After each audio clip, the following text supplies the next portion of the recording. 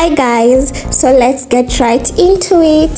So I have my water over here. It had already boiled a little, and then I went in and added 1 tablespoon of rosemary powder.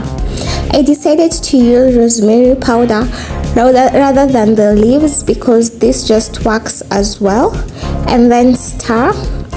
I am boiling my water on low heat so that I make sure that it has absorbed all the ingredients, and as you can see it is boiling, but you want to let it boil until all the powder is at the bottom of your pan, as you can see here, which will even make it easier when it comes to sieving. I went ahead and sieved on my glass jar, and I am going to let it cool for a little bit because you can't use it while it's hot. And then there it is. I'm sieving it and I love how it turned out. So this water I usually just spray it on my hair every day, and it is very effective and it really helps your natural hair. So here I am applying.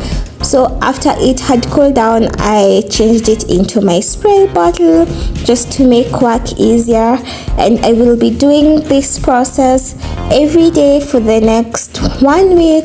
So come back and watch my next video to see the results of using rosemary water every day for 1 week. And thank you for watching. If you've reached this point, my name is Maria and I make videos about natural hair, and I can attest that I have progress. So welcome to the family, and if you're not new, I love you so much. Thank you for your support and thank you for watching. Also, don't forget to massage your scalp. This helps with blood flow and hair growth. Leave a comment down below.